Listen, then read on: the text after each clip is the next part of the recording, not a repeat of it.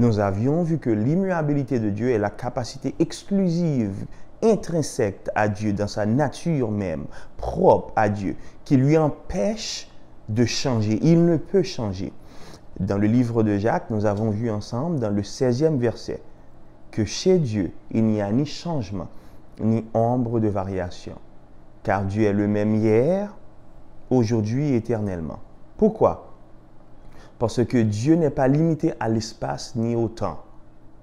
Dieu n'est pas limité à la matière. Il est au-dessus de toute autre chose. Donc, aujourd'hui, j'aimerais voir avec vous la fidélité de Dieu. Notre Dieu est fidèle. Notre Papa est fidèle. À cause de son immuabilité, on peut mieux comprendre sa fidélité, car son immuabilité stipule qu'il ne change point, qu'il n'évolue point, et que son intention à notre égard reste et demeure la même. Quelle est son intention? Celle de nous protéger, celle de nous garder, celle de nous préserver, même dans ces moments critiques, chaotiques et précaires.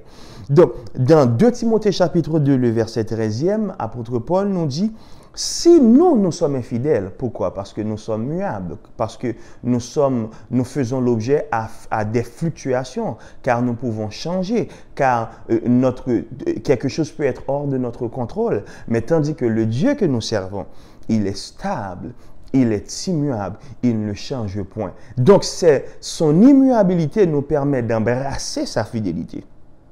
Pourquoi? Parce que même quand nous sommes infidèles, mais notre Dieu, il demeure fidèle. Dans 2 Timothée chapitre 2, le verset 13e. Et apôtre Paul poursuit en disant, notre Dieu ne peut se renier lui-même, car il est fidèle.